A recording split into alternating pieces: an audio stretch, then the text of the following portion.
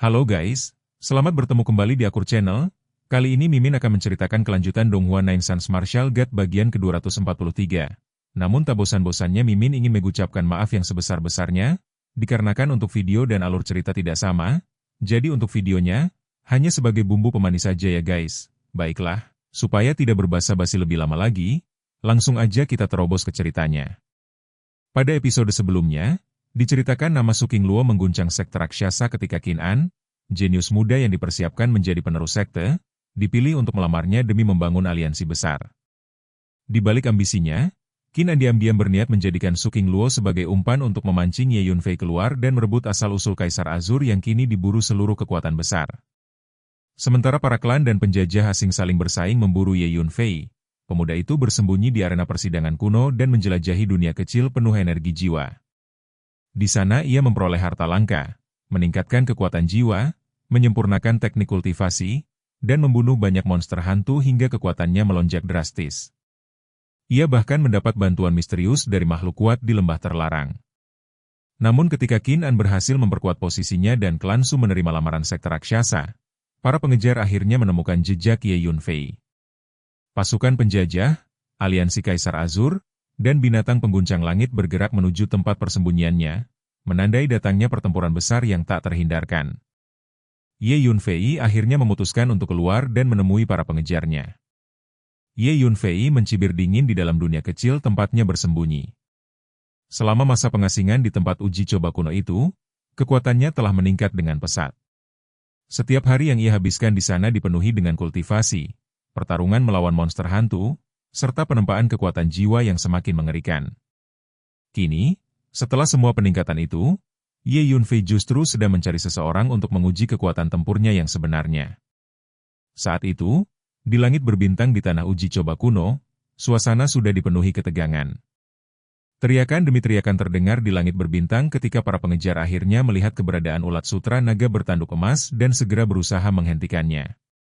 Pria tua berbaju hitam bersama 4 ahli alam pembentukan Dao dan sekelompok besar pengikut mereka terus mengepung dan mencegat ulat sutra naga bertanduk emas.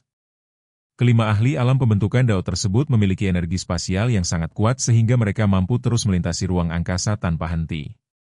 Dengan gerakan yang silih berganti, mereka perlahan memaksa ulat sutra naga bertanduk emas menuju jalan buntu. Makhluk kecil itu terus bergerak menembus langit berbintang, namun ruang geraknya semakin sempit. Setiap arah pelarian telah ditutup oleh para pengejar. Di kejauhan, Lu Tian, kepala Istana Bulan, dan kepala Gunung Abadi berdiri bersama pasukan aliansi Kaisar Biru. Mereka mengamati situasi dengan penuh kewaspadaan, siap menyerbu kapan saja untuk melancarkan serangan. Ulat sutra naga bertanduk emas mulai mengeluh karena merasa Ye Yunfei seharusnya sudah menerima pesan mereka namun belum juga muncul. Ulat sutra naga bertanduk emas tak kuasa menahan keluhannya. Meski biasanya sombong dan cerewet, kali ini bahkan dirinya mulai merasa gugup menghadapi pengepungan begitu besar. Pria tua berjubah abu-abu mencoba menenangkan ulat sutra naga bertanduk emas dan mengatakan bahwa jika mereka benar-benar tidak bisa melarikan diri, maka mereka akan melawan para pengejar itu secara langsung. Pria tua berjubah abu-abu berbicara dengan tenang kepada ulat sutra naga bertanduk emas. Tetua berjubah abu-abu itu kini juga telah menjadi seorang master alam pembentukan Dao. Dengan kekuatan barunya, ia tidak terlalu takut menghadapi 5 ahli alam pembentukan Dao yang mengejar mereka. Shang Guanhan mengusulkan agar mereka menunggu Ye Yunfei keluar terlebih dahulu sebelum mengambil keputusan karena pihak mereka hanya memiliki 3 kultivator alam pembentukan Dao, sedangkan lawan memiliki 8 orang ahli di tingkat yang sama sehingga mereka jelas bukan tandingan. Shang Guanhan menyampaikan penilaiannya dengan serius. Meski dirinya kuat, ia memahami bahwa perbedaan jumlah tetap menjadi ancaman besar. Tepat pada saat itu, sebuah riak energi muncul dari kejauhan.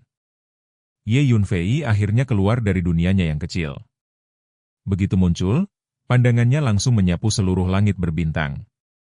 Ye Yunfei langsung mengenali kelompok musuh yang kembali datang memburunya.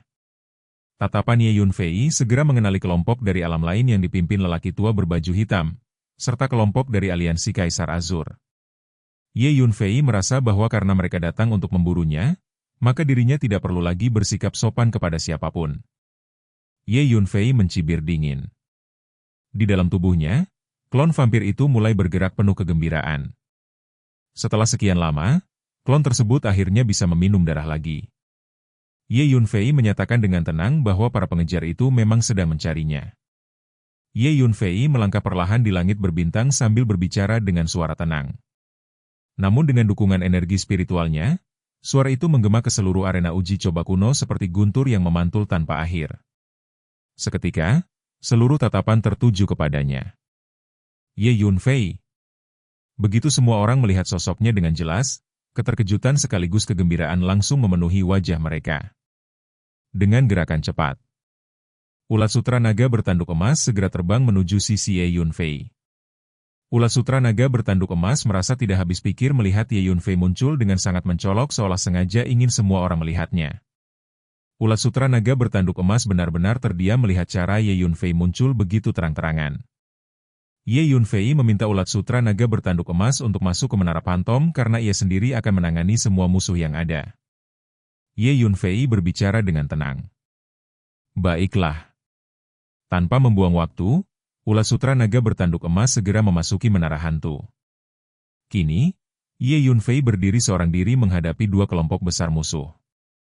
Ye Yunfei mengejek semua orang karena mereka masih terus memburu asal-usul Kaisar Azur. Tatapan Ye Yunfei menyapu kerumunan sambil berbicara dengan nada mengejek. Ye Yunfei, jadi kau mengakui bahwa esensi Kaisar Azur bersemayam di dalam dirimu? Pria tua berbaju hitam menatap Ye Yunfei dari kejauhan dengan sorot mata dingin. Ye Yunfei dengan tenang mengakui bahwa esensi Kaisar Azur memang berada di dalam dirinya. Jawaban Ye Yunfei terdengar santai, seolah ia sedang membicarakan sesuatu yang tidak penting. Namun begitu kata-kata itu terdengar, semua orang langsung bersemangat.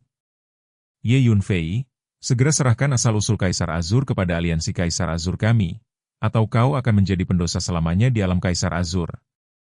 Lu Tian berteriak dengan nada tegas. Ye Yunfei, kuharap kau tidak akan mengulangi kesalahan yang sama lagi.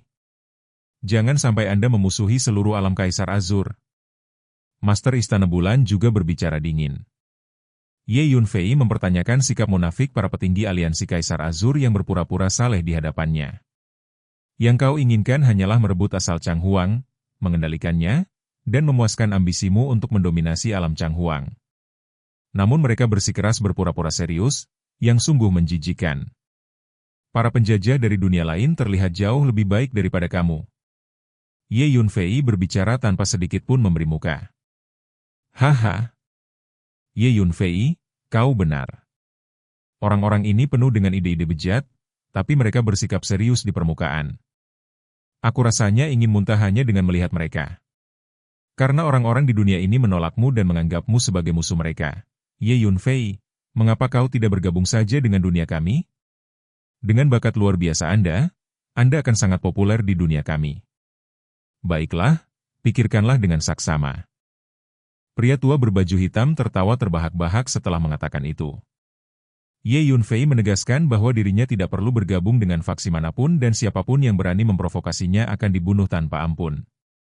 Ye Yunfei mengucapkan kalimat itu kata demi kata.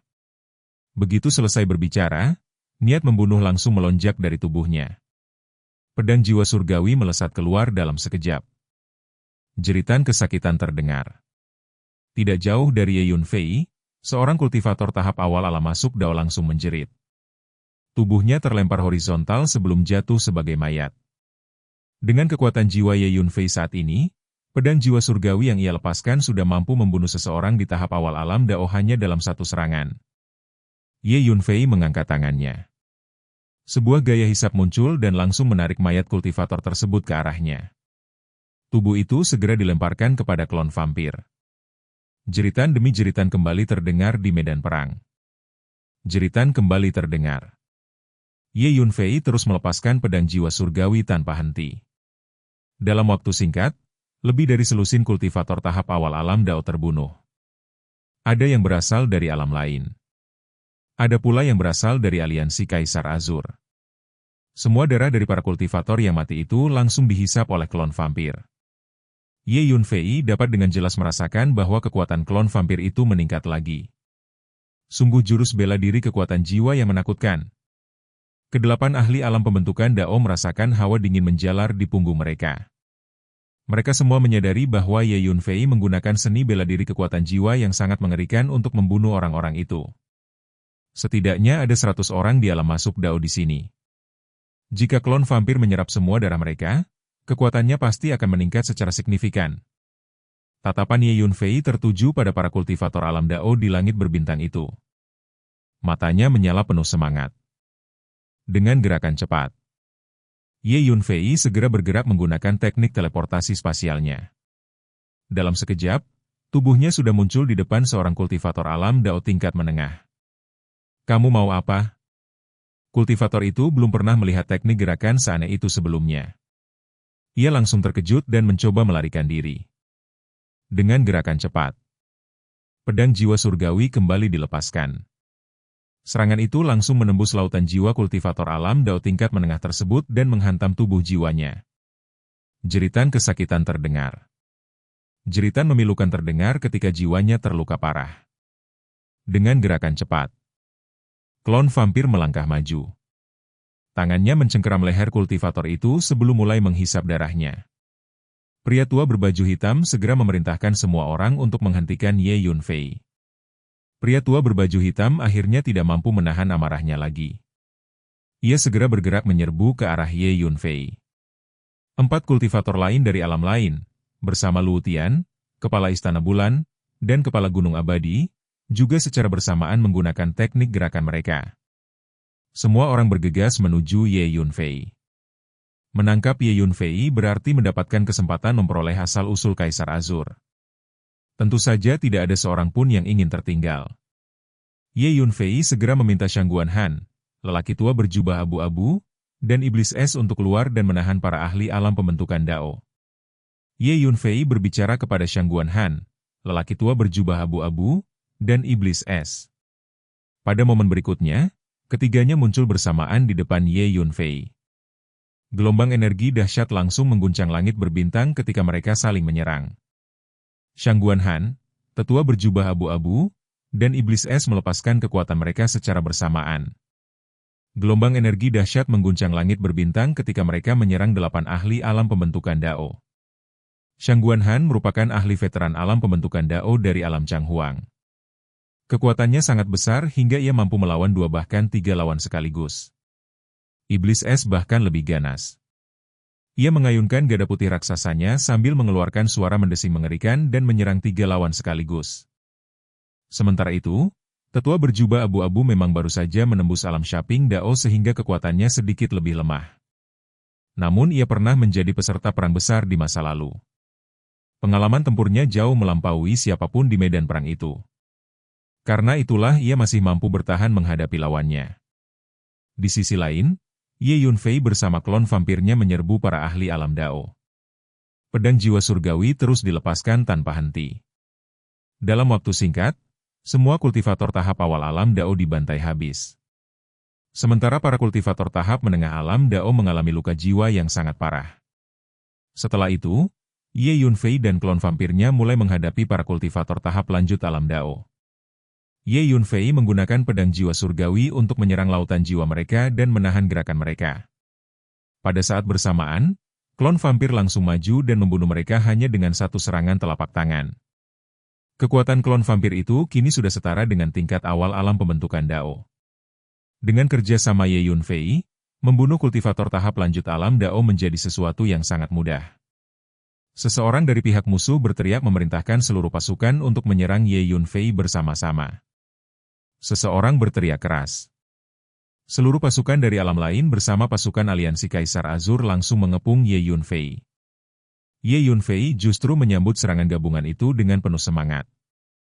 Ye Yunfei justru berteriak penuh semangat. Energi panas mulai bergetar hebat di sekitar tubuh Ye Yunfei. Sejumlah besar kobaran api emas menyembur keluar dari tubuhnya. Api itu menyebar ke segala arah dan dalam sekejap berubah menjadi lautan api luas yang menutupi area puluhan mil. 2 gagak emas raksasa muncul sambil memancarkan aura api yang menakutkan. 2 burung gagak emas raksasa yang menyala muncul dari dantian Ye Yunfei. Kedua burung itu mengepakkan sayap emas mereka sambil menghantam pasukan yang menyerbu. 2 burung terbang. Fenomena luar biasa itu muncul secara otomatis setelah Kitab 9 yang dikembangkan hingga mencapai kesempurnaan yang kedua.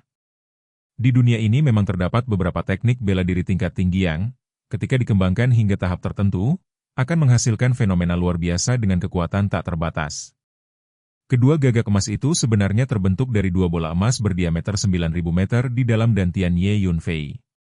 Setiap serangan dari kedua gagak emas itu menghantam para kultivator yang mencoba mendekat.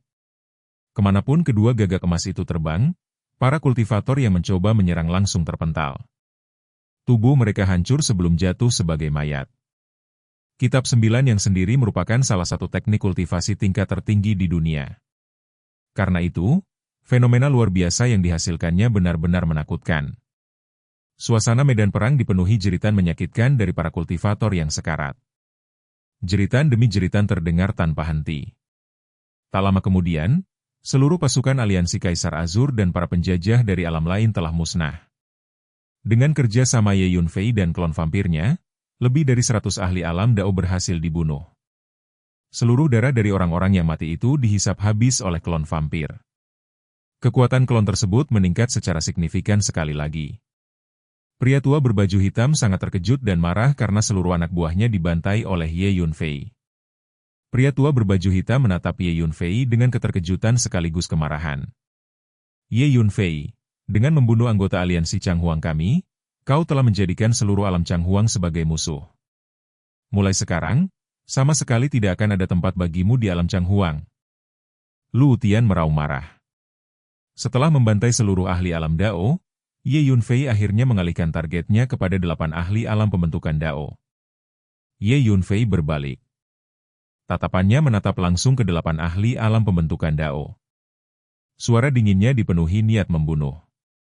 Shang Guanhan akhirnya meminta bantuan Ye Yunfei karena mereka bertiga sudah tidak mampu bertahan lebih lama lagi. Shang Guanhan berseru keras. Pada saat itu, Shang Guanhan, Iblis Es, dan tetua berjubah abu-abu sudah dipaksa mundur hingga harus berkumpul bersama. Situasi mereka sangat genting. 8 ahli alam pembentukan Dao terus menyerang tanpa henti. Gelombang energi menghancurkan ruang di sekitar mereka. Retakan-retakan hitam muncul di langit berbintang akibat benturan kekuatan yang mengerikan. Meski Shang Guanhan dan dua lainnya berusaha keras bertahan, tekanan yang mereka hadapi terlalu besar. Namun Ye Yunfei tetap berdiri tenang. Matanya memancarkan cahaya dingin. Setelah membantai seluruh ahli alam Dao, target berikutnya kini adalah 8 ahli alam pembentukan Dao yang tersisa. Ye Yunfei akhirnya memutuskan untuk keluar dan menemui para pengejarnya. Ye Yunfei mencibir dingin di dalam dunia kecil tempatnya bersembunyi. Selama masa pengasingan di tempat uji coba kuno itu, kekuatannya telah meningkat dengan pesat. Setiap hari yang ia habiskan di sana dipenuhi dengan kultivasi, pertarungan melawan monster hantu, serta penempaan kekuatan jiwa yang semakin mengerikan. Kini, setelah semua peningkatan itu, Ye Yunfei justru sedang mencari seseorang untuk menguji kekuatan tempurnya yang sebenarnya. Saat itu, di langit berbintang di tanah uji coba kuno, suasana sudah dipenuhi ketegangan. Teriakan demi teriakan terdengar di langit berbintang ketika para pengejar akhirnya melihat keberadaan ulat sutra naga bertanduk emas dan segera berusaha menghentikannya. Pria tua berbaju hitam bersama 4 ahli alam pembentukan Dao dan sekelompok besar pengikut mereka terus mengepung dan mencegat ulat sutra naga bertanduk emas. Kelima ahli alam pembentukan Dao tersebut memiliki energi spasial yang sangat kuat sehingga mereka mampu terus melintasi ruang angkasa tanpa henti. Dengan gerakan yang silih berganti, mereka perlahan memaksa ulat sutra naga bertanduk emas menuju jalan buntu. Makhluk kecil itu terus bergerak menembus langit berbintang, namun ruang geraknya semakin sempit. Setiap arah pelarian telah ditutup oleh para pengejar. Di kejauhan, Lu Tian, Kepala Istana Bulan, dan Kepala Gunung Abadi berdiri bersama pasukan aliansi Kaisar Biru. Mereka mengamati situasi dengan penuh kewaspadaan, siap menyerbu kapan saja untuk melancarkan serangan. Ulat sutra naga bertanduk emas mulai mengeluh karena merasa Ye Yunfei seharusnya sudah menerima pesan mereka namun belum juga muncul. Ulat sutra naga bertanduk emas tak kuasa menahan keluhannya. Meski biasanya sombong dan cerewet, kali ini bahkan dirinya mulai merasa gugup menghadapi pengepungan begitu besar. Pria tua berjubah abu-abu mencoba menenangkan ulat sutra naga bertanduk emas dan mengatakan bahwa jika mereka benar-benar tidak bisa melarikan diri, maka mereka akan melawan para pengejar itu secara langsung. Pria tua berjubah abu-abu berbicara dengan tenang kepada ulat sutra naga bertanduk emas. Tetua berjubah abu-abu itu kini juga telah menjadi seorang master alam pembentukan Dao.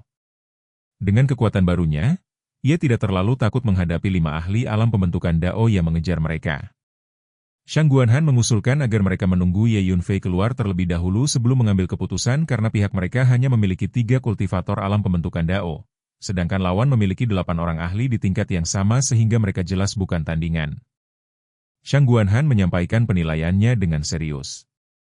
Meski dirinya kuat, ia memahami bahwa perbedaan jumlah tetap menjadi ancaman besar. Tepat pada saat itu, sebuah ria energi muncul dari kejauhan. Ye Yunfei akhirnya keluar dari dunianya yang kecil. Begitu muncul, pandangannya langsung menyapu seluruh langit berbintang. Ye Yunfei langsung mengenali kelompok musuh yang kembali datang memburunya. Tatapan Ye Yunfei segera mengenali kelompok dari alam lain yang dipimpin lelaki tua berbaju hitam, serta kelompok dari aliansi Kaisar Azur. Ye Yunfei merasa bahwa karena mereka datang untuk memburunya, maka dirinya tidak perlu lagi bersikap sopan kepada siapapun. Ye Yunfei mencibir dingin. Di dalam tubuhnya, klon vampir itu mulai bergerak penuh kegembiraan. Setelah sekian lama, klon tersebut akhirnya bisa meminum darah lagi. Ye Yunfei menyatakan dengan tenang bahwa para pengejar itu memang sedang mencarinya. Ye Yunfei melangkah perlahan di langit berbintang sambil berbicara dengan suara tenang. Namun dengan dukungan energi spiritualnya, suara itu menggema ke seluruh arena uji coba kuno seperti guntur yang memantul tanpa akhir. Seketika, seluruh tatapan tertuju kepadanya. Ye Yunfei. Begitu semua orang melihat sosoknya dengan jelas, keterkejutan sekaligus kegembiraan langsung memenuhi wajah mereka. Dengan gerakan cepat, ulat sutra naga bertanduk emas segera terbang menuju sisi Ye Yunfei. Ulat sutra naga bertanduk emas merasa tidak habis pikir melihat Ye Yunfei muncul dengan sangat mencolok seolah sengaja ingin semua orang melihatnya. Ulat sutra naga bertanduk emas benar-benar terdiam melihat cara Ye Yunfei muncul begitu terang-terangan. Ye Yunfei meminta ulat sutra naga bertanduk emas untuk masuk ke menara pantom karena ia sendiri akan menangani semua musuh yang ada. Ye Yunfei berbicara dengan tenang. Baiklah. Tanpa membuang waktu, ulat sutra naga bertanduk emas segera memasuki menara hantu. Kini, Ye Yunfei berdiri seorang diri menghadapi 2 kelompok besar musuh. Ye Yunfei mengejek semua orang karena mereka masih terus memburu asal-usul Kaisar Azur. Tatapan Ye Yunfei menyapu kerumunan sambil berbicara dengan nada mengejek. Ye Yunfei, jadi kau mengakui bahwa esensi Kaisar Azur bersemayam di dalam dirimu? Pria tua berbaju hitam menatap Ye Yunfei dari kejauhan dengan sorot mata dingin. Ye Yunfei dengan tenang mengakui bahwa esensi Kaisar Azur memang berada di dalam dirinya. Jawaban Ye Yunfei terdengar santai, seolah ia sedang membicarakan sesuatu yang tidak penting. Namun begitu kata-kata itu terdengar, semua orang langsung bersemangat. Ye Yunfei, segera serahkan asal-usul Kaisar Azur kepada aliansi Kaisar Azur kami, atau kau akan menjadi pendosa selamanya di alam Kaisar Azur. Lu Tian berteriak dengan nada tegas. Ye Yunfei, kuharap kau tidak akan mengulangi kesalahan yang sama lagi. Jangan sampai Anda memusuhi seluruh alam Kaisar Azur. Master Istana Bulan juga berbicara dingin. Ye Yunfei mempertanyakan sikap munafik para petinggi aliansi Kaisar Azur yang berpura-pura saleh di hadapannya. Yang kau inginkan hanyalah merebut asal Chang Huang, mengendalikannya, dan memuaskan ambisimu untuk mendominasi alam Chang Huang. Namun mereka bersikeras berpura-pura serius, yang sungguh menjijikan. Para penjajah dari dunia lain terlihat jauh lebih baik daripada kamu. Ye Yunfei berbicara tanpa sedikit pun memberi muka. Haha. Ye Yunfei, kau benar. Orang-orang ini penuh dengan ide-ide bejat, tapi mereka bersikap serius di permukaan. Aku rasanya ingin muntah hanya dengan melihat mereka. Karena orang-orang di dunia ini menolakmu dan menganggapmu sebagai musuh mereka. Ye Yunfei, mengapa kau tidak bergabung saja dengan dunia kami? Dengan bakat luar biasa Anda akan sangat populer di dunia kami. Baiklah, pikirkanlah dengan saksama. Pria tua berbaju hitam tertawa terbahak-bahak setelah mengatakan itu. Ye Yunfei menegaskan bahwa dirinya tidak perlu bergabung dengan faksi manapun dan siapapun yang berani memprovokasinya akan dibunuh tanpa ampun. Ye Yunfei mengucapkan kalimat itu kata demi kata. Begitu selesai berbicara, Niat membunuh langsung melonjak dari tubuhnya. Pedang jiwa surgawi melesat keluar dalam sekejap. Jeritan kesakitan terdengar. Tidak jauh dari Ye Yunfei, seorang kultivator tahap awal alam masuk Dao langsung menjerit. Tubuhnya terlempar horizontal sebelum jatuh sebagai mayat. Dengan kekuatan jiwa Ye Yunfei saat ini, pedang jiwa surgawi yang ia lepaskan sudah mampu membunuh seseorang di tahap awal alam Dao hanya dalam satu serangan. Ye Yunfei mengangkat tangannya. Sebuah gaya hisap muncul dan langsung menarik mayat kultivator tersebut ke arahnya. Tubuh itu segera dilemparkan kepada klon vampir. Jeritan demi jeritan kembali terdengar di medan perang. Jeritan kembali terdengar. Ye Yunfei terus melepaskan pedang jiwa surgawi tanpa henti.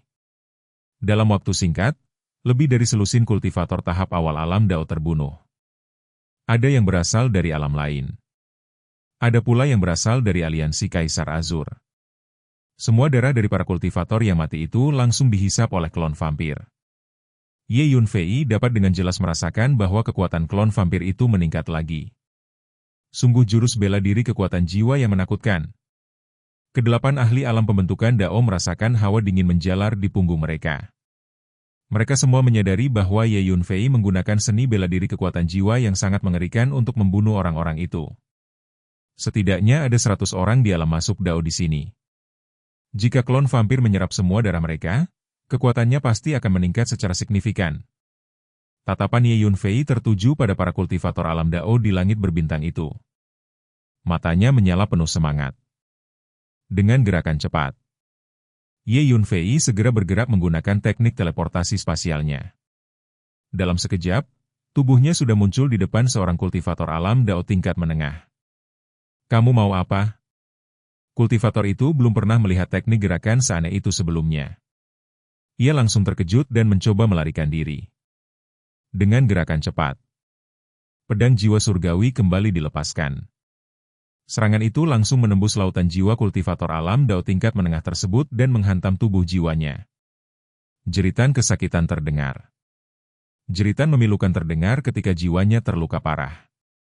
Dengan gerakan cepat, klon vampir melangkah maju. Tangannya mencengkeram leher kultivator itu sebelum mulai menghisap darahnya. Pria tua berbaju hitam segera memerintahkan semua orang untuk menghentikan Ye Yunfei. Pria tua berbaju hitam akhirnya tidak mampu menahan amarahnya lagi. Ia segera bergerak menyerbu ke arah Ye Yunfei. 4 kultivator lain dari alam lain, bersama Luo Tian, Kepala Istana Bulan, dan Kepala Gunung Abadi, juga secara bersamaan menggunakan teknik gerakan mereka. Semua orang bergegas menuju Ye Yunfei. Menangkap Ye Yunfei berarti mendapatkan kesempatan memperoleh asal-usul Kaisar Azur. Tentu saja tidak ada seorang pun yang ingin tertinggal. Ye Yunfei segera meminta Shangguan Han, lelaki tua berjubah abu-abu, dan Iblis Es untuk keluar dan menahan para ahli alam pembentukan Dao. Ye Yunfei berbicara kepada Shangguan Han, lelaki tua berjubah abu-abu, dan Iblis Es. Pada momen berikutnya, ketiganya muncul bersamaan di depan Ye Yunfei. Gelombang energi dahsyat langsung mengguncang langit berbintang ketika mereka saling menyerang. Shangguan Han, tetua berjubah abu-abu, dan Iblis Es melepaskan kekuatan mereka secara bersamaan. Gelombang energi dahsyat mengguncang langit berbintang ketika mereka menyerang 8 ahli alam pembentukan Dao. Shangguan Han merupakan ahli veteran alam pembentukan Dao dari alam Changhuang. Kekuatannya sangat besar hingga ia mampu melawan 2 bahkan 3 lawan sekaligus. Iblis Es bahkan lebih ganas. Ia mengayunkan gada putih raksasanya sambil mengeluarkan suara mendesi mengerikan dan menyerang 3 lawan sekaligus. Sementara itu, tetua berjubah abu-abu memang baru saja menembus alam Shaping Dao sehingga kekuatannya sedikit lebih lemah. Namun ia pernah menjadi peserta perang besar di masa lalu. Pengalaman tempurnya jauh melampaui siapapun di medan perang itu. Karena itulah ia masih mampu bertahan menghadapi lawannya.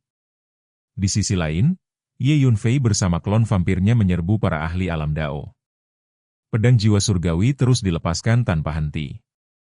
Dalam waktu singkat, semua kultivator tahap awal alam Dao dibantai habis. Sementara para kultivator tahap menengah alam Dao mengalami luka jiwa yang sangat parah. Setelah itu, Ye Yunfei dan klon vampirnya mulai menghadapi para kultivator tahap lanjut alam Dao. Ye Yunfei menggunakan pedang jiwa surgawi untuk menyerang lautan jiwa mereka dan menahan gerakan mereka. Pada saat bersamaan, klon vampir langsung maju dan membunuh mereka hanya dengan satu serangan telapak tangan. Kekuatan klon vampir itu kini sudah setara dengan tingkat awal alam pembentukan Dao. Dengan kerja sama Ye Yunfei, membunuh kultivator tahap lanjut alam Dao menjadi sesuatu yang sangat mudah. Seseorang dari pihak musuh berteriak memerintahkan seluruh pasukan untuk menyerang Ye Yunfei bersama-sama. Seseorang berteriak keras. Seluruh pasukan dari alam lain bersama pasukan aliansi Kaisar Azur langsung mengepung Ye Yunfei. Ye Yunfei justru menyambut serangan gabungan itu dengan penuh semangat. Ye Yunfei justru berteriak penuh semangat. Energi panas mulai bergetar hebat di sekitar tubuh Ye Yunfei. Sejumlah besar kobaran api emas menyembur keluar dari tubuhnya. Api itu menyebar ke segala arah dan dalam sekejap berubah menjadi lautan api luas yang menutupi area puluhan mil. Dua gagak emas raksasa muncul sambil memancarkan aura api yang menakutkan. Dua burung gagak emas raksasa yang menyala muncul dari dantian Ye Yunfei. Kedua burung itu mengepakkan sayap emas mereka sambil menghantam pasukan yang menyerbu. Dua burung terbang. Fenomena luar biasa itu muncul secara otomatis setelah kitab 9 yang dikembangkan hingga mencapai kesempurnaan yang kedua. Di dunia ini memang terdapat beberapa teknik bela diri tingkat tinggi yang, ketika dikembangkan hingga tahap tertentu, akan menghasilkan fenomena luar biasa dengan kekuatan tak terbatas. Kedua gagak emas itu sebenarnya terbentuk dari dua bola emas berdiameter 9.000 meter di dalam dantian Ye Yunfei. Setiap serangan dari kedua gagak emas itu menghantam para kultivator yang mencoba mendekat. Kemanapun kedua gagak emas itu terbang, para kultivator yang mencoba menyerang langsung terpental. Tubuh mereka hancur sebelum jatuh sebagai mayat. Kitab 9 yang sendiri merupakan salah satu teknik kultivasi tingkat tertinggi di dunia. Karena itu, fenomena luar biasa yang dihasilkannya benar-benar menakutkan. Suasana medan perang dipenuhi jeritan menyakitkan dari para kultivator yang sekarat. Jeritan demi jeritan terdengar tanpa henti. Tak lama kemudian, seluruh pasukan aliansi Kaisar Azur dan para penjajah dari alam lain telah musnah. Dengan kerja sama Ye Yunfei dan klon vampirnya, lebih dari 100 ahli alam Dao berhasil dibunuh. Seluruh darah dari orang-orang yang mati itu dihisap habis oleh klon vampir. Kekuatan klon tersebut meningkat secara signifikan sekali lagi. Pria tua berbaju hitam sangat terkejut dan marah karena seluruh anak buahnya dibantai oleh Ye Yunfei. Pria tua berbaju hitam menatap Ye Yunfei dengan keterkejutan sekaligus kemarahan. Ye Yunfei, dengan membunuh anggota aliansi Changhuang kami, kau telah menjadikan seluruh alam Changhuang sebagai musuh. Mulai sekarang, sama sekali tidak akan ada tempat bagimu di alam Changhuang. Lu Tian meraung marah. Setelah membantai seluruh ahli alam Dao, Ye Yunfei akhirnya mengalihkan targetnya kepada 8 ahli alam pembentukan Dao. Ye Yunfei berbalik. Tatapannya menatap langsung ke 8 ahli alam pembentukan Dao. Suara dinginnya dipenuhi niat membunuh. Shang Guanhan akhirnya meminta bantuan Ye Yunfei karena mereka bertiga sudah tidak mampu bertahan lebih lama lagi. Shang Guanhan berseru keras. Pada saat itu, Shang Guanhan, Iblis Es, dan tetua berjubah abu-abu sudah dipaksa mundur hingga harus berkumpul bersama. Situasi mereka sangat genting. 8 ahli alam pembentukan Dao terus menyerang tanpa henti. Gelombang energi menghancurkan ruang di sekitar mereka. Retakan-retakan hitam muncul di langit berbintang akibat benturan kekuatan yang mengerikan. Meski Shang Guanhan dan 2 lainnya berusaha keras bertahan, tekanan yang mereka hadapi terlalu besar. Namun Ye Yunfei tetap berdiri tenang. Matanya memancarkan cahaya dingin. Setelah membantai seluruh ahli alam Dao, target berikutnya kini adalah 8 ahli alam pembentukan Dao yang tersisa. Aura membunuh yang mengelilingi tubuh Ye Yunfei menjadi semakin kuat. Di belakangnya, lautan api emas masih berkobar hebat. 2 gagak emas raksasa terus berputar di langit seperti dewa penghancur. Klon vampir di sampingnya juga dipenuhi aura darah yang mengerikan setelah menyerap darah ratusan kultivator.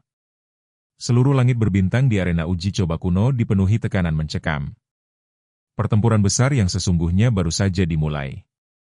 Energi mengerikan terus berputar di langit berbintang ketika klon vampir itu melepaskan kabut darah yang mengepul dan langsung menyerbu ke depan. Aura darah yang pekat menyelimuti area di sekitarnya dan membuat suasana menjadi semakin mencekam. Sebuah pedang besar berwarna merah darah muncul di tangan klon vampir tersebut. Pedang itu memancarkan cahaya darah menyeramkan yang dipenuhi energi haus darah.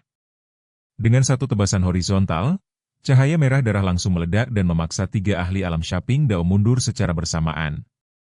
Selama periode sebelumnya, klon vampir itu telah mengonsumsi terlalu banyak darah para ahli alam Dao.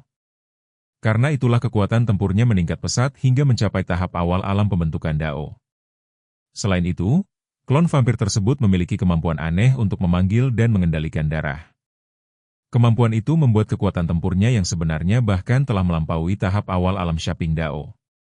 Karena alasan itu, klon vampir sekarang mampu melawan 3 ahli Shaping Realm tahap awal secara langsung.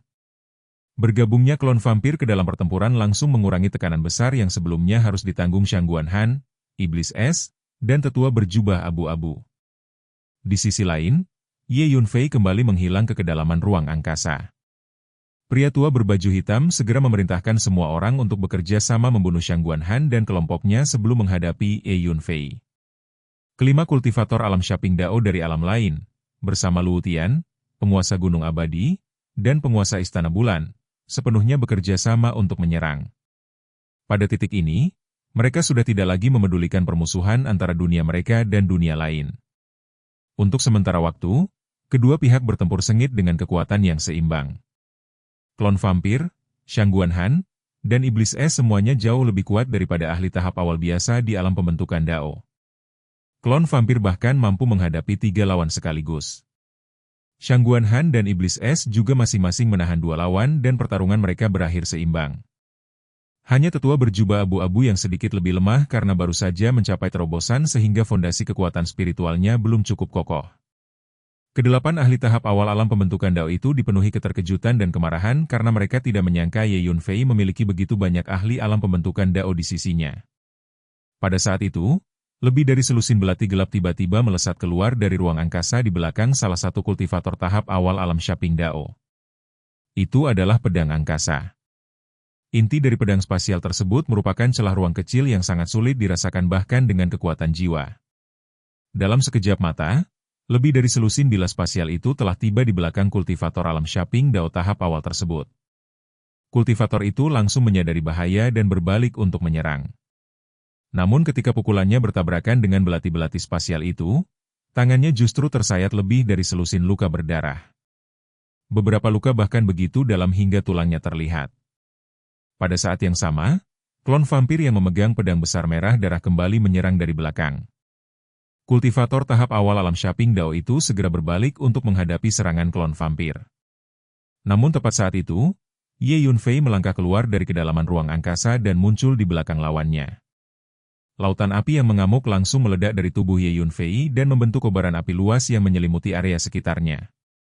2 gagak emas raksasa kembali muncul di langit sambil mengepakkan sayap menyala mereka dan menyerbu menuju kultivator tahap awal alam Shaping Dao. Fenomena 2 burung terbang kembali diperlihatkan. Kultivator itu langsung dipenuhi ketakutan karena kedua gagak emas tersebut membawa tekanan energi yang sangat menakutkan. Pada saat yang sama, Tao Tie melesat keluar dari belakang Ye Yunfei dan menerobos ke depan hingga ruang di sekitarnya bergetar hebat. 5 pedang panjang juga melesat keluar dan membentuk formasi pedang pembunuh abadi 5 elemen sebelum menyerbu ke arah kultivator alam pembentukan Dao tahap awal itu. Ye Yunfei kemudian menggunakan jurus 9 kuburan meminjam surga dan melayangkan pukulan kuat. Tidak berhenti sampai di sana, Ye Yunfei juga melepaskan pedang jiwa surgawi untuk menyerang lautan jiwa lawannya. Untuk pertama kalinya, Ye Yunfei menghadapi ahli alam pembentukan Dao secara langsung dengan seluruh teknik andalannya. Ahli alam pembentukan Dao itu dipenuhi amarah karena seorang anak kecil di alam pembukaan titik akupunktur berani memprovokasinya secara terang-terangan. Dengan amarah besar, dia menyerang Ye Yunfei tanpa menahan diri. Ye Yunfei pun maju menyambut serangan tersebut.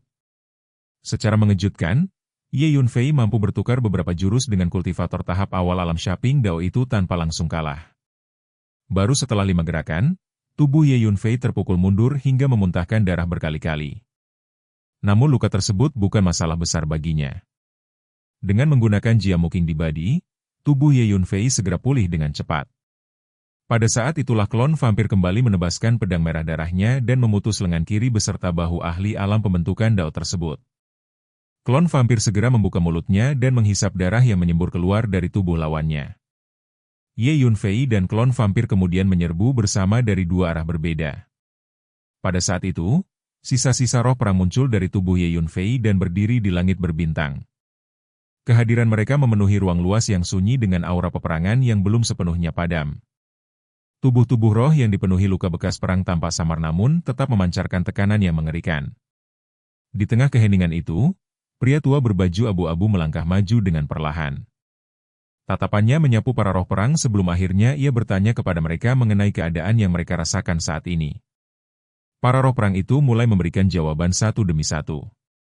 Mereka mengungkapkan bahwa jiwa dan tubuh mereka telah pulih lebih dari setengahnya, dan mereka merasa tidak akan membutuhkan waktu lama lagi untuk benar-benar pulih sepenuhnya. Mereka merasakan bagaimana bambu jiwa surgawi dan pil yang diberikan oleh Tuan Muda Ye bekerja dengan luar biasa. Kekuatan jiwa mereka meningkat hampir setiap saat, seolah energi kehidupan yang telah lama hilang perlahan kembali memenuhi keberadaan mereka. Suara yang paling jelas berasal dari sesosok roh tinggi yang tubuhnya babak belur akibat perang panjang di masa lalu. Sosok itu mengungkapkan rasa takjubnya terhadap perubahan yang mereka alami. Mendengar semua itu, Ye Yunfei akhirnya berbicara. Dengan nada tenang namun penuh keyakinan, ia mengatakan bahwa untuk sementara waktu para roh perang itu dapat tinggal di antara bambu jiwa surgawi. Ia juga menjelaskan bahwa di masa depan, setelah dirinya menemukan cukup bahan yang dibutuhkan, ia akan membantu mereka membentuk kembali tubuh fisik mereka. Ucapan itu membuat suasana langsung berubah. Seluruh roh perang yang sebelumnya tenang mendadak dipenuhi kegembiraan yang luar biasa. Mata mereka memancarkan cahaya tajam yang menyeramkan, sementara aura di sekitar mereka bergetar hebat. Sesosok roh jangkung yang tubuhnya penuh luka perang bertanya dengan sangat hati-hati apakah Ye Yunfei benar-benar mampu membantu mereka membentuk kembali tubuh mereka. Bagi jiwa-jiwa yang telah hancur akibat perang, memulihkan jiwa saja sudah merupakan berkah yang tak terbayangkan. Namun membentuk kembali tubuh fisik adalah sesuatu yang bahkan tidak pernah berani mereka impikan. Karena itulah pertanyaan itu diucapkan dengan penuh kehati-hatian dan harapan. Pria tua berbaju abu-abu juga tampak sangat emosional. Tubuhnya sedikit gemetar ketika ia menanyakan hal yang sama kepada Ye Yunfei. Ia ingin memastikan bahwa apa yang baru saja mereka dengar bukanlah ilusi semata. Ye Yunfei menjawab dengan tenang bahwa tentu saja itu benar. Baginya, membentuk ulang tubuh mereka bukanlah sesuatu yang terlalu sulit. Sebelum para roh perang sempat bereaksi lebih jauh, Huang Xiang ikut berbicara. Ia mengingat kembali saat pertama kali bertemu dengan Ye Yunfei. Pada waktu itu, bahkan dirinya sendiri meragukan apakah pemuda itu benar-benar memiliki kemampuan untuk membantu membentuk kembali tubuh seseorang. Namun sekarang ia sudah memahami dengan jelas bahwa Ye Yunfei memang mampu melakukan hal tersebut, dan bahkan tidak akan menganggapnya sebagai sesuatu yang sulit. Ye Yunfei kembali menegaskan bahwa begitu ia berhasil mengumpulkan cukup bahan, ia pasti akan membantu mereka membentuk ulang tubuh mereka. Mendengar kepastian itu, ratusan roh perang langsung bersorak penuh kegembiraan. Mereka bergerak serentak, terbang menuju Ye Yunfei untuk memberikan penghormatan dengan penuh rasa syukur. Pria tua berbaju abu-abu juga menyampaikan rasa terima kasih yang sangat dalam. Ia mengatakan bahwa mereka semua tidak akan pernah mampu membalas kebaikan Ye Yunfei. Baginya, bantuan yang diberikan pemuda itu kepada mereka merupakan anugerah luar biasa yang tak ternilai. Namun Ye Yunfei hanya tertawa ringan dan mengatakan bahwa mereka tidak perlu terlalu sopan. Ia mengingatkan bahwa mereka semua berada di pihak yang sama. Mendengar perkataan itu, pria tua berbaju abu-abu segera mengangguk berulang kali sambil menyetujui ucapan tersebut. Di tengah suasana itu, Shang Guanhan menatap Ye Yunfei dengan senyum pahit. Ia mengakui bahwa Ye Yunfei benar-benar terlalu mengerikan. Bahkan terkadang ia merasa curiga bahwa pemuda itu sebenarnya adalah peninggalan kuno yang dirasuki dan terlahir kembali. Di hadapan kemampuan Ye Yunfei, mereka semua terasa bukan siapa-siapa. Setelah percakapan itu selesai, para roh perang kembali memasuki bambu jiwa surgawi untuk melanjutkan pemulihan mereka. Tidak lama kemudian, Shang Guanhan mengingatkan bahwa tidak ada waktu lagi untuk disia-siakan. Ia mengajak Ye Yunfei untuk segera pergi menuju kuil. Ye Yunfei mengangguk singkat. Ia kemudian mengeluarkan sebuah perahu terbang berwarna hijau. Semua orang segera masuk ke dalamnya. Sesaat kemudian, perahu terbang itu melesat dengan kecepatan luar biasa, meninggalkan arena uji coba kuno dan kembali menuju langit berbintang alam Changhuang. Dari sana mereka langsung bergerak menuju markas besar kuil suci. Di dalam perjalanan, Ye Yunfei meminta Hu Miao untuk mengendalikan pesawat ruang angkasa itu. Sementara itu, ia membawa yang lain memasuki menara Pantom untuk menjalani kultivasi masing-masing. Menara Pantom memang merupakan tempat yang sangat cocok untuk berkultivasi karena menyediakan waktu yang cukup panjang di dalamnya. Ye Yunfei lebih dulu menghampiri tetua berjubah abu-abu.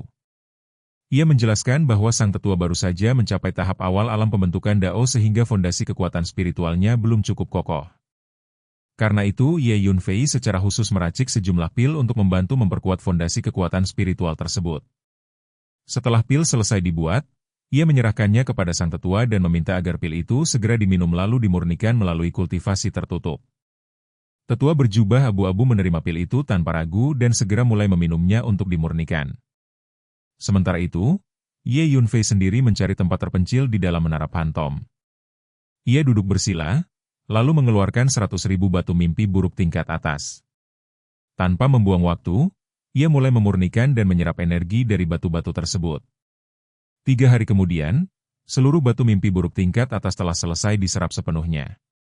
Setelah itu, tubuh Ye Yunfei melesat dan langsung berteleportasi menuju lantai pertama menara Dao Surgawi.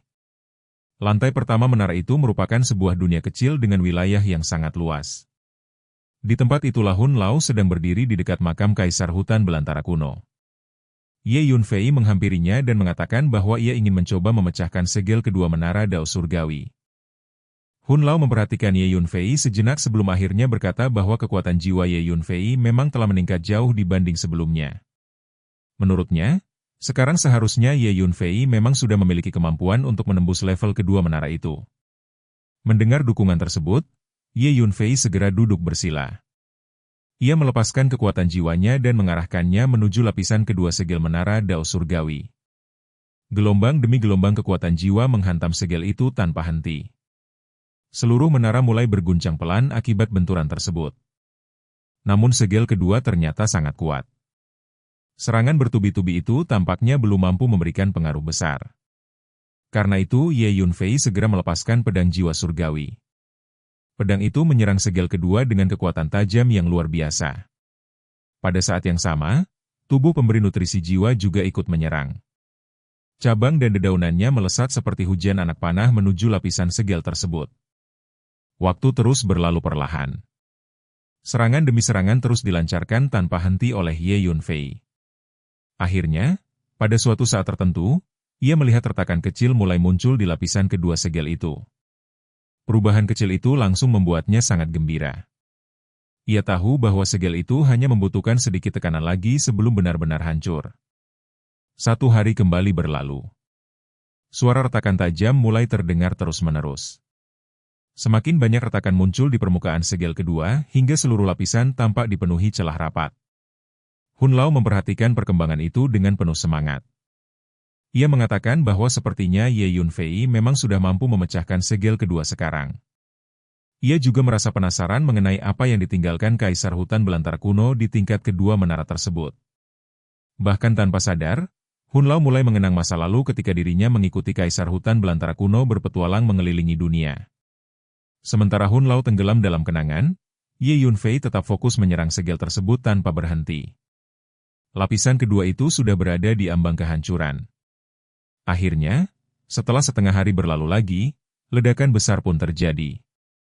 Segel kedua pecah berkeping-keping sebelum perlahan menghilang sepenuhnya. Ye Yunfei segera memanggil Hun Lao untuk naik bersama menuju lantai kedua menara. Hun Lao langsung mengangguk penuh antusias karena ia juga sangat ingin mengetahui rahasia di tingkat kedua itu.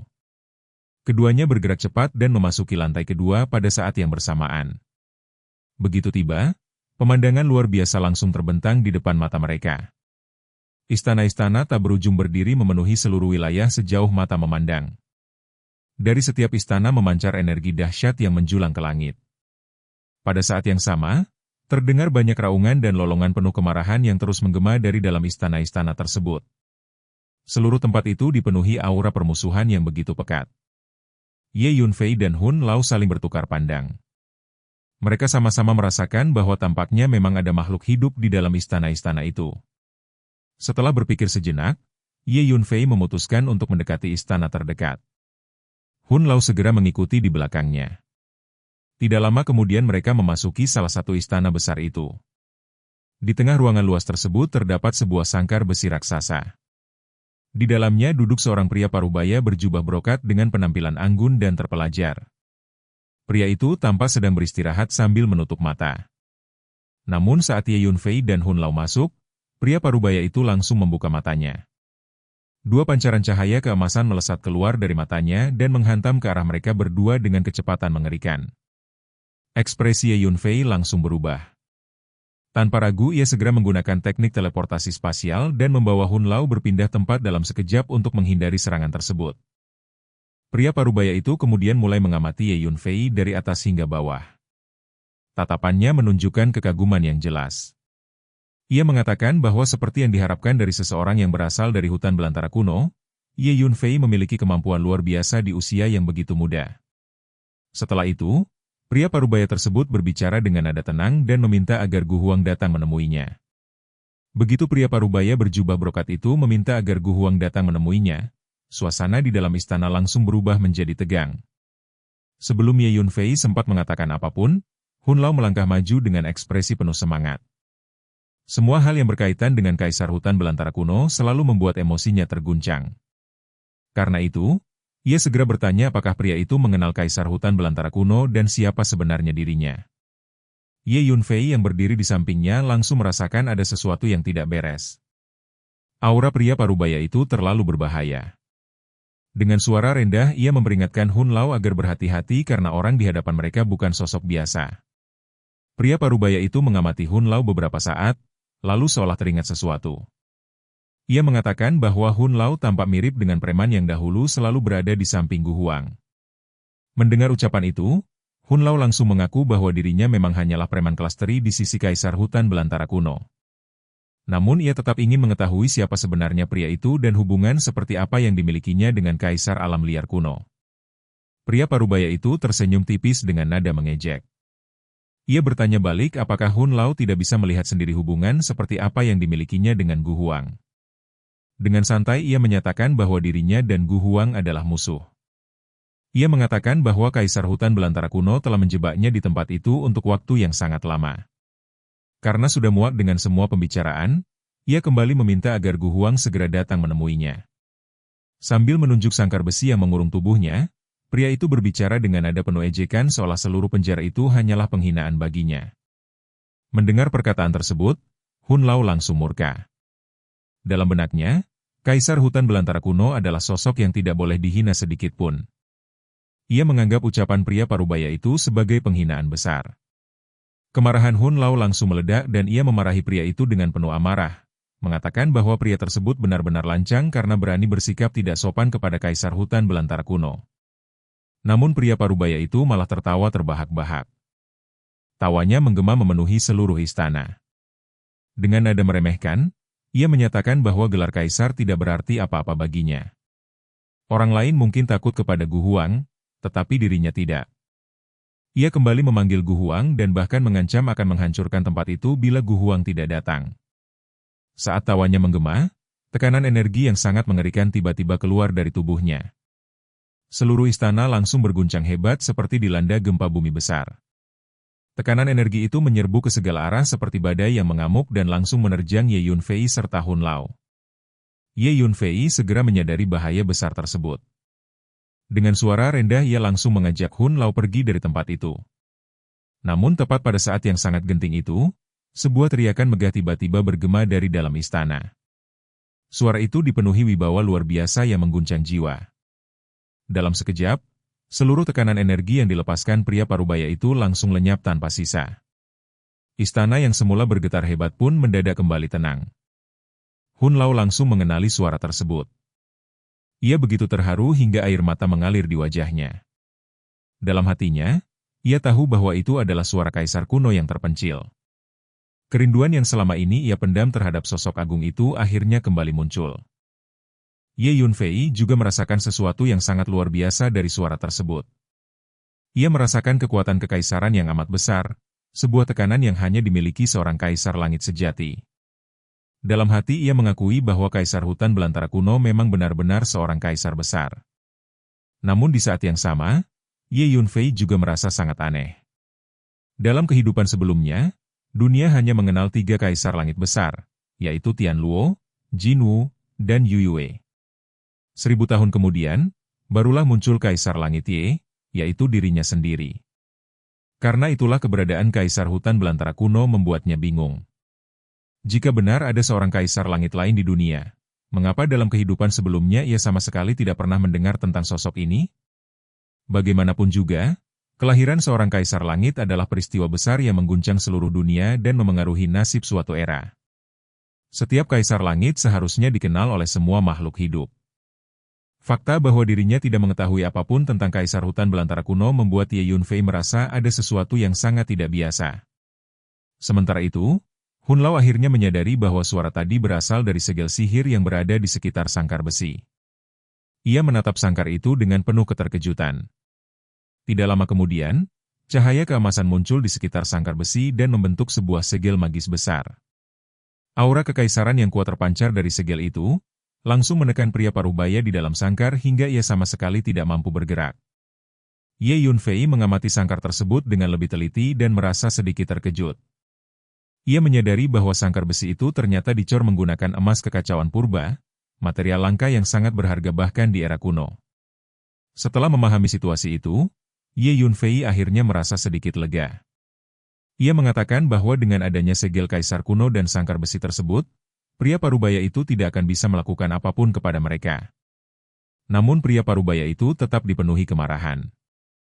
Ia memaki Ye Yunfei sebagai bocah tak penting yang terlalu lancang di hadapannya. Dalam kemarahannya, 2 pancaran cahaya keemasan kembali melesat keluar dari matanya menuju Ye Yunfei. Akan tetapi, segel magis di sekitar sangkar langsung bergetar lembut dan menghancurkan kedua cahaya emas itu hingga berubah menjadi abu. Pria parubaya itu menatap Ye Yunfei dengan penuh kebencian sebelum akhirnya menarik napas panjang dan menenangkan diri. Ia mengakui bahwa Ye Yunfei memang benar. Selama segel ajaib dan sangkar besi itu masih ada, ia tidak akan mampu melakukan apapun kepada mereka. Dengan nada penuh kebencian, pria itu menyalahkan Gu Huang yang telah menindasnya dan mengurungnya di tempat itu. Ia bahkan mengatakan bahwa bila dirinya tidak dipenjara, maka 2 makhluk kecil seperti Ye Yunfei dan Hun Lao bisa ia bunuh hanya dengan 1 embusan napas. Tak lama kemudian, pria parubaya itu mengatakan bahwa sebenarnya ia sudah mengetahui bahwa menara ini tidak lagi berada di hutan belantara kuno. Ia kemudian bertanya bagaimana keadaan hutan belantara kuno saat ini dan apakah sesuatu telah terjadi pada Gu Huang. Hun Lao langsung marah besar mendengar pertanyaan itu. Baginya, Kaisar hutan belantara kuno adalah sosok yang tak terkalahkan. Ia tidak percaya sedikit pun bahwa sesuatu bisa terjadi kepada kaisar tersebut. Namun pria parubaya itu hanya tertawa dingin. Menurutnya, sehebat apapun seorang kaisar langit, mereka tetap bisa jatuh. Ia menduga bahwa Gu Huang mungkin sudah lama binasa. Jika tidak, mengapa menara pribadi milik Gu Huang justru ditinggalkan begitu saja? Hun Lao sama sekali tidak bisa menerima ucapan tersebut. Ia meraung marah dan bersikeras bahwa tidak ada siapapun di dunia ini yang mampu membunuh kaisar hutan belantara kuno. Pria parubaya itu lalu menyebut sesuatu yang membuat suasana menjadi lebih berat. Ia mengatakan bahwa dahulu Gu Huang pernah memberitahunya tentang perang besar yang akan menghancurkan dunia. Konon, dalang di balik perang itu adalah para dewa. Di hadapan dewa, seorang kaisar langit biasa tetap tidak berarti apa-apa. Perkataan itu langsung membuat Ye Yunfei sangat terkejut. Ia pernah menyelidiki perang tersebut sebelumnya.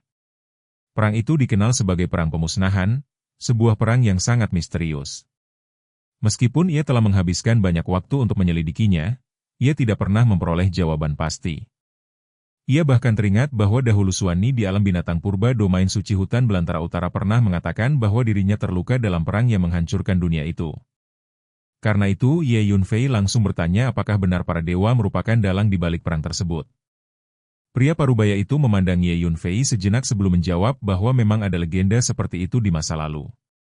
Banyak orang percaya bahwa bayangan para dewa berada di balik perang penghancur dunia tersebut. Hun Lao mendengus dingin mendengar semua itu. Menurutnya, terlalu banyak legenda yang beredar saat itu dan tidak ada seorang pun yang tahu mana yang benar dan mana yang salah. Setelah beberapa saat berpikir, Ye Yunfei akhirnya menyadari sesuatu. Ia bertanya kepada Hun Lao apakah kaisar hutan belantara kuno berasal dari era kuno 3000 dunia besar dan kecil. Hun Lao terdiam cukup lama sebelum akhirnya mengangguk pelan. Jawaban itu membuat Ye Yunfei akhirnya memahami semuanya. Kaisar hutan belantara kuno ternyata memang merupakan kaisar langit dari zaman yang jauh lebih kuno daripada eranya sendiri. Pada saat itu, pria parubaya kembali berbicara. Ia mengatakan bahwa karena nasib Gu Huang tidak diketahui, maka dendam di antara mereka seharusnya sudah dihapuskan. Karena itu ia meminta agar dirinya dibebaskan. Namun Hun Lao langsung menolak. Ia mengatakan bahwa kaisar hutan belantara kuno pasti memiliki alasan sendiri mengapa memenjarakan pria itu di tempat ini, sehingga ia tidak akan pernah membebaskannya. Pria parubaya itu lalu memperingatkan mereka dengan nada dingin. Ia mengatakan bahwa kekuatan segel magis yang ditinggalkan Gu Huang semakin melemah seiring waktu. Menurutnya, paling lama 100 tahun lagi, atau bahkan 70 hingga 80 tahun saja, ia akan mampu membebaskan diri. Dan saat itu tiba, orang pertama yang akan ia bunuh adalah Ye Yunfei dan Hun Lao. Mendengar ancaman tersebut, Ye Yunfei justru mencibir dingin. Ia mengatakan bahwa kaisar hutan belantara kuno pasti telah menanam segel kuno di dalam tubuh pria itu. Segel tersebut terus mengikis vitalitasnya sedikit demi sedikit. Ketika kekuatan segel di luar benar-benar melemah, kemungkinan besar vitalitas pria itu juga akan habis sepenuhnya dan ia akan mati. Pria parubaya itu langsung menatap Ye Yunfei dengan penuh keterkejutan dan kemarahan.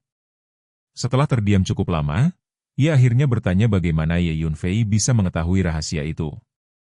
Ye Yunfei menjelaskan sambil tersenyum bahwa setiap 3 bulan sekali pria itu pasti akan merasakan penderitaan yang begitu menyakitkan hingga berharap mati saja. Ia juga mengatakan bahwa pria tersebut pasti telah melakukan sesuatu yang membuat kaisar hutan belantara kuno murka sehingga dihukum seperti ini. Pria parubaya itu mulai curiga bahwa Ye Yunfei adalah murid dari kaisar hutan belantara kuno. Namun Ye Yunfei langsung menggeleng dan membantahnya. Setelah itu, nada suara pria parubaya tiba-tiba melunak. Ia mengatakan bahwa dirinya memiliki banyak harta di sini. Jika Ye Yunfei bersedia membebaskannya, semua harta itu akan menjadi milik mereka. Dengan lambaian tangan, lebih dari 1000 cincin spasial muncul dan melayang di dalam sangkar besi. Sesaat kemudian, berbagai macam harta mulai berjatuhan dari cincin-cincin itu. Kristal, herbal, pil, artefak magis, dan berbagai benda berharga lainnya memenuhi lantai istana. Pemandangan itu membuat Ye Yunfei dan Hun Lao terpana. Bahkan itu hanyalah sebagian kecil dari isi cincin spasial tersebut. Tatapan Ye Yunfei langsung tertarik pada tumpukan besar kristal ruang angkasa kelas atas. Namun tak lama kemudian, matanya melebar ketika melihat benda lain yang bahkan lebih langka. Kristal waktu. Sejumlah besar kristal waktu jatuh ke tanah di hadapan mereka. Benda itu jauh lebih berharga dan lebih langka dibanding kristal ruang angkasa. Di dalam istana yang dipenuhi aura penindasan itu, pria parubaya berjubah brokat terus menatap Ye Yunfei dan Hun Lao dengan sorot mata tajam. Setelah memperlihatkan begitu banyak harta karun yang memenuhi sangkar besi, ia kembali mencoba membujuk mereka. Dengan nada serius, ia mengatakan bahwa selain seluruh harta tersebut, ia juga bersedia mewariskan teknik kultivasinya kepada Ye Yunfei. Pria itu menjelaskan bahwa meskipun kekuatannya tidak sebanding dengan kaisar kuno yang terpencil, dirinya dahulu merupakan tokoh terkenal di 3000 dunia besar dan kecil. Pada masa kejayaannya, tidak terhitung jumlah anak muda yang bermimpi menjadi muridnya. Ia bahkan telah mendirikan beberapa kekuatan besar di berbagai dunia. Dengan token miliknya, siapapun dapat mengambil alih kekuatan-kekuatan tersebut dan menjadi penguasa suatu wilayah. Tidak hanya itu, pria parubaya tersebut juga mengaku telah meninggalkan banyak harta tersembunyi di beberapa dunia. Ia bersedia memberikan lokasi seluruh harta itu agar Ye Yunfei dapat mencarinya sendiri. Singkatnya, selama mereka bersedia membebaskannya dari penjara ini, semua hadiah yang ia tawarkan pasti akan sangat memuaskan. Sambil berbicara, pria itu tidak bisa menyembunyikan kerinduan terhadap kebebasan. Ia telah dipenjara dalam menara dao surgawi oleh kaisar kuno yang terpencil untuk waktu yang sangat lama. Kini satu-satunya keinginannya hanyalah meninggalkan tempat terkutuk ini dan kembali mendapatkan kebebasannya. Namun Ye Yunfei tetap tenang. Ia menatap pria parubaya itu sejenak sebelum berkata bahwa mereka tidak akan membiarkannya keluar. Akan tetapi, jika seluruh harta yang ada di hadapan mereka diberikan, maka Ye Yunfei memiliki cara untuk menyelamatkannya dari siksaan mengerikan yang terjadi setiap 3 bulan sekali. Tatapan Ye Yunfei menyapu harta karun yang berserakan di lantai sangkar besi serta lebih dari 1000 cincin spasial yang melayang di udara. Sikapnya terlihat santai, tetapi kata-katanya membuat pria parubaya itu langsung marah. Pria tersebut dengan tegas mengatakan bahwa hal itu mustahil. Namun Ye Yunfei justru tertawa ringan. Ia mengatakan bahwa jika perkiraannya benar, maka besok adalah hari ketika segel di dalam tubuh pria itu akan aktif kembali. Karena itu, Ye Yunfei memutuskan untuk bertanya lagi keesokan harinya. Hun Lao yang berdiri di sampingnya juga ikut tertawa. Dengan nada penuh niat buruk, ia mengatakan bahwa mereka akan datang lagi besok. Setelah itu, Hun Lao mengajak Ye Yunfei meninggalkan istana dan memeriksa istana-istana lainnya. Ia menduga mungkin masih ada banyak makhluk lain yang dipenjara di sana, dan bisa saja hari ini ada segel milik mereka yang aktif. Mendengar ucapan itu, pria parubaya di dalam sangkar langsung meraung marah. Suaranya mengguncang seluruh istana ketika ia memanggil mereka berdua untuk kembali. Namun Ye Yunfei dan Hun Lao sama sekali tidak menghiraukannya. Mereka segera keluar dari istana dan mulai memasuki satu istana ke istana lainnya. Semakin jauh mereka menjelajah, semakin besar keterkejutan yang mereka rasakan. Ternyata setiap istana memang menahan makhluk hidup yang dipenjara. Dan seluruh makhluk itu sangat kuat. Jika ditempatkan di 3000 dunia besar dan kecil, mereka semua pasti merupakan tokoh penting yang pernah menguasai suatu wilayah. Tentu saja, ukuran kekuatan itu hanyalah berdasarkan standar kekuatan Ye Yunfei saat ini. Bagi seorang kaisar langit sejati, makhluk-makhluk tersebut sebenarnya tidak berarti apa-apa. Setiap makhluk yang dipenjara memiliki kondisi yang sama seperti pria parubaya sebelumnya. Mereka semua dikurung di dalam sangkar besi dan ditekan oleh segel yang ditinggalkan kaisar kuno yang terpencil. Ye Yunfei menghitung jumlah seluruh istana itu dan menemukan bahwa terdapat tepat 100 istana di lantai kedua menara tersebut. Artinya, ada 100 makhluk hidup yang dipenjara di sana. Saat mereka memasuki salah satu istana, sebuah pemandangan mengejutkan langsung terlihat di depan mata. Di dalam sangkar besi, seekor makhluk sedang menggeliat kesakitan. Tubuhnya terus meronta dan suaranya dipenuhi raungan menyakitkan. Makhluk itu memohon agar kaisar kuno yang terpencil mengampuninya dan mengaku menyerah sepenuhnya. Melihat keadaan itu, Ye Yunfei dan Hun Lao langsung memahami apa yang sedang terjadi. Segel di dalam tubuh makhluk tersebut telah aktif. Hun Lao kemudian menatap Ye Yunfei dengan rasa penasaran. Ia bertanya apakah Ye Yunfei benar-benar memiliki cara untuk menghentikan penderitaan mengerikan tersebut. Menurutnya, Ye Yunfei tampak sangat misterius dan mungkin benar-benar mampu memecahkan segel yang dipasang kaisar kuno. Namun di saat yang sama, Hun Lao juga memperingatkan Ye Yunfei agar tidak membebaskan makhluk-makhluk yang dipenjara oleh kaisar hutan belantara kuno itu. Ia tahu bahwa orang-orang ini bukanlah sosok sederhana. Ye Yunfei hanya tertawa santai dan mengatakan agar Hun Lao tidak khawatir. Ia memiliki perhitungannya sendiri dan tidak akan bertindak sembarangan. Saat itu, makhluk di dalam sangkar akhirnya menyadari keberadaan mereka. Sosok tersebut ternyata seorang pria bertubuh kekar dengan otot-otot menonjol. Meski sedang kesakitan hebat, ia tetap memandang Ye Yunfei dan Hun Lao dengan mata tajam. Pria bertubuh kekar itu bertanya siapa sebenarnya mereka berdua. Ia bahkan mengira mereka dikirim oleh sekte hutan belantara kuno. Dalam keadaan penuh rasa sakit, ia segera meminta agar mereka menyampaikan kepada kaisar kuno yang terpencil bahwa dirinya telah tunduk sepenuhnya dan tidak akan pernah lagi menentangnya. Ia memohon agar dirinya dibebaskan. Namun Ye Yunfei sama sekali tidak tertarik mendengarkan ratapan tersebut. Ia langsung berjalan ke depan sangkar besi dan berbicara terus terang. Menurutnya, bila pria itu ingin rasa sakitnya hilang, maka ia harus menyerahkan barang-barang berharganya terlebih dahulu. Jika jumlah dan kualitasnya memuaskan, maka Ye Yunfei bisa menghilangkan penderitaannya seketika. Ucapan itu langsung membuat pria bertubuh kekar marah besar. Ia meraung dan menyebut Ye Yunfei sebagai binatang kecil yang berani memerasnya. Bahkan dalam amarahnya ia mengancam akan membunuh Ye Yunfei hanya dengan satu pukulan. Namun setelah mengucapkan ancaman itu, rasa sakit luar biasa kembali menyerangnya. Ia menjerit keras di dalam sangkar besi. Ye Yunfei tetap tenang. Ia mengulangi syaratnya dengan santai. Jika pria itu menyerahkan barang berharganya, maka penderitaan ini akan segera hilang. Di dalam sangkar, pria bertubuh kekar terus menjerit kesakitan. Setiap 3 bulan sekali ia memang harus mengalami penderitaan seperti ini selama 1 hari penuh. Siksaan itu benar-benar membuat siapapun berharap mati saja. Sementara itu, Ye Yunfei dan Hun Lao hanya berdiri diam di samping sangkar besi sambil menunggu. Akhirnya, setelah 1 jam penuh penderitaan, pria bertubuh kekar itu tidak mampu bertahan lagi. Dengan suara berat penuh rasa sakit, ia bertanya apakah Ye Yunfei benar-benar bisa menghilangkan rasa sakit itu seketika. Ye Yunfei mengangguk dan mengatakan bahwa tentu saja ia bisa melakukannya. Namun semuanya bergantung pada apakah harta yang diberikan cukup memuaskan baginya. Dengan lambaian tangan, pria bertubuh kekar itu akhirnya mengirimkan 10 cincin spasial keluar dari sangkar. Ye Yunfei menggunakan kekuatan jiwanya untuk memeriksa isi cincin-cincin tersebut. Di dalamnya terdapat berbagai macam kristal, ramuan, pil, senjata sihir, dan banyak harta berharga lainnya.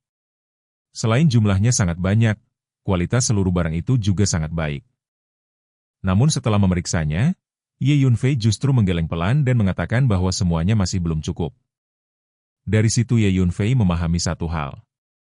Kaisar kuno yang terpencil memang memenjarakan para makhluk ini, tetapi ia tidak pernah merampas harta mereka.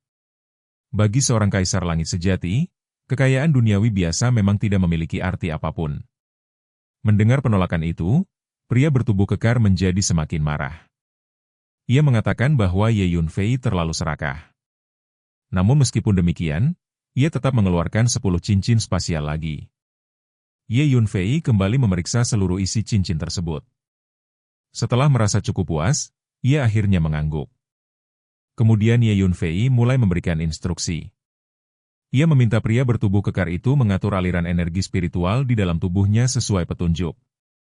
Ritme pernapasannya juga harus disesuaikan, bahkan bentuk jiwanya pun harus mengikuti serangkaian gerakan aneh yang diajarkan Ye Yunfei. Sambil berbicara, Ye Yunfei tanpa ragu menyedot seluruh 20 cincin spasial ke tangannya. Meskipun saat ini Ye Yunfei belum mampu benar-benar memecahkan segel yang ditinggalkan kaisar kuno yang terpencil, ia tetap memiliki kemampuan untuk menenangkan segel tersebut sementara waktu.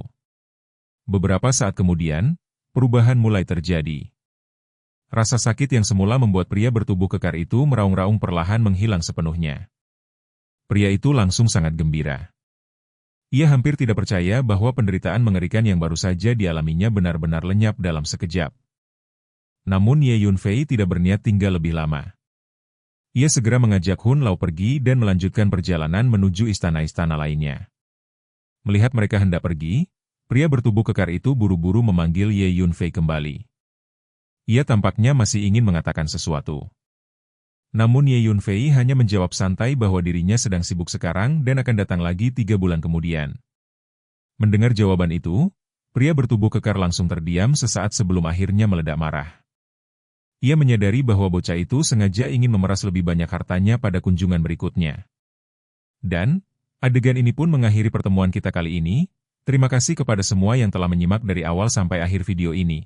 Dan juga Mimin ingin mengucapkan terima kasih yang sebesar-besarnya kepada semua yang sudah subscribe Akur Channel. Semoga semuanya dimudahkan rezekinya, dan dilancarkan segala urusannya, juga disehatkan selalu setiap saat, dan terhindar dari segala penyakit. Amin.